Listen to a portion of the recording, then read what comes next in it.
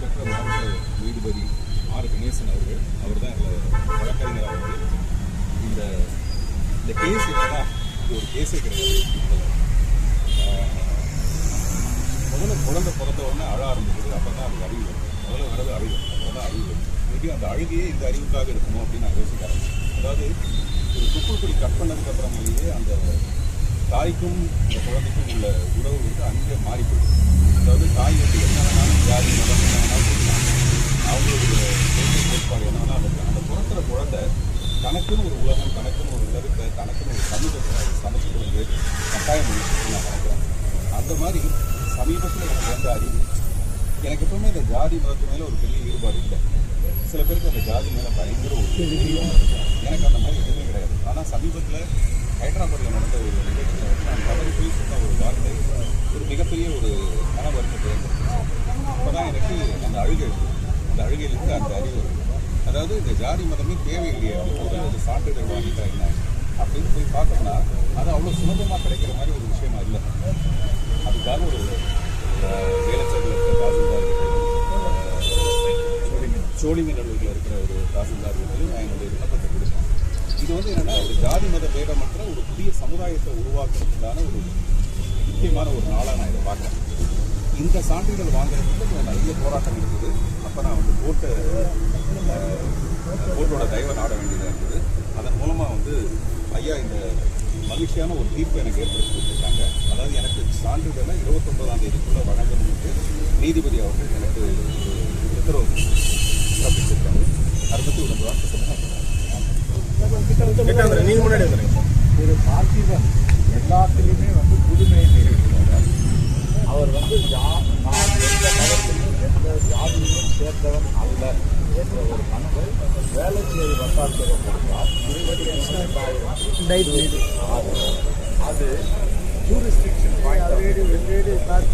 சோழிங்கநல்லூர் வட்டாட்சியருக்கு அனுப்பப்பட்டது. சோழிங்கநல்லூர் வட்டாட்சியரிடம் திரு பார்த்திபன் அவர்கள் ஆஜராகி 25/3/2026 அவர் ஒரு உறுதிமொழி பத்திரம் வழங்கினார். பின்பு அவர் எடுத்த வேலையை செய்யாமல் விடமாட்டார் என்பது நாம் அனைவரும் அறிந்து அடிக்கடி போய் கேட்டு அவர்கள் தற்பொழுது தேர்தல் நேரத்தில் இதை தர முடியாது என்று காலம் கடத்தி கொண்டே வந்தார்கள். அதனால் நான் அவருக்காக ரிட்டு மனு தாக்கல் செய்தேன்.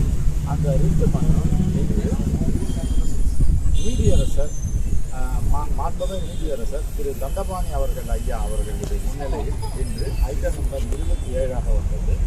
மாண்புமிகு நீதியரசர் அவர்கள் இந்த வழக்கை இதற்கு முன்பு வழங்கப்பட்ட முன் தீர்ப்பின் அடிப்படையில், அதாவது ரிட் அப்பீல் நம்பர் 401/2005 பிறப்பித்த உத்தரவின் அடிப்படையில் சோழிங்கநல்லூர் வட்டாட்சியர் அவர்கள் திரு பார்த்திபன் அவர்கள் கோரிய விண்ணப்பத்தில் கோரிய நான் எந்த மதத்தையும் சார்ந்தவன் அல்லன், எந்த சாதியையும் சார்ந்தவன் அல்லன் என்ற கோரிய மனுவை விசாரணை நடத்தி 29/4/2026 உத்தரவு வழங்க வேண்டும் என்றும் அதனை அரசு வழக்கறிஞர் நீதிமன்றத்தில் வந்து தகவலை தெரிவிக்க வேண்டும் என்றும் உத்தரவு பிறப்பித்து திரு பார்த்திபன் அவர்களை இதுபோன்ற சமுதாயம் இந்தியாவில் வளர்வதற்கு திரு பார்த்திபன் மேலும் தனது கடமை ஆற்ற வேண்டும் என்றும் வேறு ஒரு வழக்கு இதற்காக தாக்கல் செய்வதற்கும் பார்த்திபன் அவர்களுக்கு உரிமை இருக்கிறது என்றும்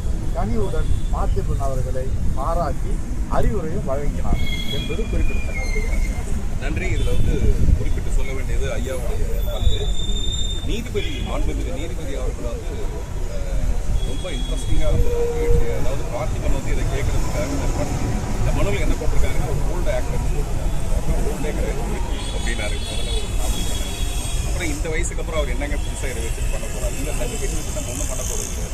வழக்கமாக கோர்ட்டுக்கு எதுக்கு போவாங்கன்னா நில அபகரிப்போ இல்லாட்டி வேறு ஏதோ ஒரு விஷயங்களை லாபமாக அனுபவிக்கிறதுக்கு தான். இங்கே எந்த லாபமும் வேண்டான்ற ஒரு துறக்கிறது. அந்த மாதிரி ஒரு விஷயத்தை நான் சொன்னேன். என்னோட முதல் வேலையாக புதிய சமுதாயத்தை உருவாக்கணும்னு ஆசைப்படுறேன். 1001 மாதிரி இந்த சான்றிதழ் எனக்கு வந்த உடனே அந்த நாளே என்னோட சேர்ந்து எனக்கு பின்னாடி இருக்கிற ஒரு 1000 பேர் இந்த நோ கேஷ் நோ டீட்டெயில்ஸ்குள்ளே வருவாங்க. அதுக்காக தான் இந்த கண்ணாடி போட்டுட்டு இது பார்த்திங்கன்னா இதில் பச்சை குத்துற மாதிரி நோ டீட்டெயில்ஸ் வருவாங்க. இதெல்லாம் எதுக்குன்னா எம்பசைஸ் பண்ணுறது. அதை வந்து அண்டர்லைன் பண்ணுறேன். நான் என்ன விஷயத்துக்காக போராடுறேங்கிற ஒரு நல்ல விஷயத்தை சொல்றதுக்காக தான் இந்த நல்ல தீர்ப்பளித்த மாண்புமிகு நீதிபதி அவர்களுக்கும் ஐயாவுக்கும் எல்லாருக்கும் என்னுடைய மனப்பூர்வமாக சார் உண்மையாகவே ரொம்ப ஒரு நல்ல முன்னெடுப்பு, ஒரு நல்ல விஷயம். ஆனால் இதை செய்கிறதுக்கு வந்து நீதிமன்றம் வரைக்கும் ஒரு சாமானியன் வர வேண்டிய தேவை இருக்கா? அதுதான் நீங்கள் கேட்க வேண்டிய கேள்வி. சமுதாயத்தில் கேட்க வேண்டிய கேள்வி என்ன பார்த்து கேட்குறீங்க? ஒரு நல்ல விஷயத்தை செய்வதற்காக நம்ம தாசில்தாரை போய் அணுகும்போது அவங்க கூட என்ன சொன்னாங்கன்னா இது எலெக்ஷன் டைமில் பண்ண முடியாது, எலெக்ஷன் டைம் முடிஞ்சதுக்கு கூட பண்ணலாம். ஆனால் இது ஒரு பொதுவான ஒரு ஜீரோ கவர்மெண்ட் ஆர்டர் எல்லாரும் இது வரைக்கும் திருப்பத்தூரில் யாரோ ஒரு வாங்கியிருக்காங்க, ஒரு குழந்தைக்காக வாங்கியிருக்காங்க. இப்படி ஒரு விஷயம் எனக்கு தெரியாது. இது ஒரு சான்றிதழ் வாங்க முடியும்னு எனக்கு தெரியாது. அதை நான் முயற்சி பண்ணதுக்கப்புறம் தான் அதுக்கு பின்னாடி ஒரு கடினம் இருக்குது. இப்போ நான் கோர்ட்டு வந்ததுக்கு காரணம் இந்த விஷயத்தை சுலபமாகி நான் அவர்கிட்ட கேட்டதாக தான் இது ரொம்ப சுலபமாகிட்டோம். யார் வேணாலும் கூட இந்த மாதிரி ஒரு சான்றிதழை வாங்கிட்டு அந்த சமுதாயத்தில் ரொம்ப ஒரு கௌரவமான ஒரு பிரதியாக இருக்கும். அதான் எனக்கு ஒரு ஆசை. அதுக்கு வந்து இந்த கேஸும் இந்த கோர்ட்டு தீர்ப்பும் நிறைய தீர்ப்புகள் வந்து நல்ல நல்ல விஷயத்துக்கு ஆரம்பமாக இருக்குது. நான் கூட உடல் தானம் பண்ணும்போது அந்த நான் தான் முதல் தானம் மலராக அப்போ படிவமே அது விண்ணப்பத்தில் நாங்கள் ஒரு வெள்ளை பேப்பர் அப்போ நானும் என்னுடைய மனைவி வெள்ளை பேப்பர் எங்களை உடலை நாங்கள் தானம் பண்ணுறேன். அப்புறமா இப்போ எல்லா ஹாஸ்பிட்டலும் பார்த்தீங்கன்னா உடல் தானம் சாதாரணமாக இருக்குது. அப்போ அதுதான் நாங்கள் ஓடியாக இருக்கோம். அதெல்லாம் நல்ல விஷயம் நம்ம முன்னாடி இனிமேல் அது சுலபமாகிடும். நல்ல விஷயம். இப்போ திடீர்னு இந்த மாதிரி விண்ணப்பிக்கிறதுக்கு என்ன காரணம்? இல்லை எதனால் உங்களுக்கு? அதுதாங்க நான் சொன்னேன்ல, முதல்ல அழுக வருது, அப்புறம் தான் அறிவு வருது. இந்த மாதிரி இந்த ஹைதராபாத்தில் நடந்த ஒரு இன்சிடென்ட்டில் வந்து நான் வந்து சாதாரணமாக சொன்ன ஒரு வார்த்தை வந்து அது ரொம்ப பெருசாக சோஷியல் மீடியாவில் எடுத்துக்கிட்டு அதை பற்றி பேச ஆரம்பிச்சு அது ரொம்ப மன வருத்தத்தை உண்டாக்கி ஒரு வாரம் எனக்கு தூக்கம் இல்லை. உண்மையிலேயே எனக்கு அப்படி ஒரு ஜாதி வகையெல்லாம் இருந்ததுன்னா நம்ம இவ்வளோ கோர்ட் வரைக்கும் வந்து என்னை நான் நிரூபிக்க வேண்டிய அவசியம் கிடையாது, புரியுதுங்களா? அப்போ நான் இதை போய் ஜஸ்ட் லைக் போய் வாங்கிட்டு வந்துடலாமே ஒரு சான்றிதழ்னு பார்த்தா அது ரொம்ப கஷ்டம் இருக்குன்னு தெரிஞ்சுது. அதனால தான் நான் வந்து இந்த முன்னெடுப்பு பண்ணேன். இந்த ப்ராசஸ் எவ்வளோ பிரபலமான நபர் நீங்கள், இடஒதுக்கீடு இந்த மாதிரி விவகாரத்துக்குலாம் ஜாதி தேவைப்படுது, மற்றவர்களுக்கு நீங்கள் என்ன சொல்லுங்கள்? அதாங்க இது வந்து யாருக்கு இது பொருந்தும் இதன் மூலமாக எனக்கு ரேஷன் கார்டு இல்லை. ஏன்னா எனக்கு ரேஷன் வாங்கி சாப்பிட்றது வந்து ரேஷன் கார்டு மூலமாக வாங்கணும்னு அவசியம் இல்லை. அந்த ரேஷன் கார்டு வேறு யாருக்காவது பயன்படலாம். ஒரு அந்தஸ்து மாறினதுக்கப்புறம் டெஃபினட்டாக நம்ம அதெல்லாம் விட்டுட்டு வந்துருக்கோமே தவிர அதை பிடிச்சி நம்ம கொண்டுட்டு கூடாது. அந்த மாதிரி இந்த இட ஒதுக்கீடு மூலமாக கிடைக்கிற சலுகைகள் எனக்கு தேவையில்லை, என்னுடைய குழந்தைங்களுக்கு தேவையில்லை. நான் அந்த மாதிரி இந்த அந்தஸ்தில் இன்னும் உழைப்பால் உயர முடியும்னு நம்பிக்கையோடு இருக்கேன். அது வெறும் சலுகைகளால் மட்டுமே நான் வெற்றி பெறணும்னு நினைக்கல. அந்த மாதிரி என்ன மாதிரி இன்னும் யாரெல்லாம் வராங்க நான் கேட்டால் எனக்கு பின்னாடி ஒரு 1000 பேர் ரெடியாக இருக்காங்க இப்போவே. அப்படின்னா வேற ஒரு புதிய சமுதாயமே எப்படி நம்ம மாறும். இப்போ எலெக்ஷன் எப்போ பார்த்தீங்கன்னா ஜாதியின் அடிப்படையில் தான் இந்த வேட்பாளர்கள், ஜாதியின் அடிப்படையில் தான் எல்லாமே கணக்கெடுப்பு எல்லாமே நடக்கும்போது இந்த ஜாதி இல்லாத ஒரு புதிய சமூகம் எப்படி அது வந்து என்னுடைய லட்சியம். அடுத்த தேர்தலில் அப்போது ஜாதி இல்லாத ஒரு இதை நிச்சயமாக உருவாகும். ஏன்னா இந்த வருஷத்துக்கு இந்த எலெக்ஷனுக்கு வந்து எல்லாரும் ஏதோ ஒரு பிரச்சாரம் பண்ணிட்டு இருக்காங்க, இதெல்லாம் நாங்கள் தீர்த்துருவோம் அதெல்லாம் தீர்த்துருவோம். எனக்கு என்னுடைய விருப்பம் என்னன்னா அடுத்த தடவை அந்த 5 வருஷம் கழிச்சு எலெக்ஷன் வரும்போது இங்கே மக்களுக்கு இவ்வளோ பிரச்சனை இருக்குன்றது இருக்கக்கூடாது.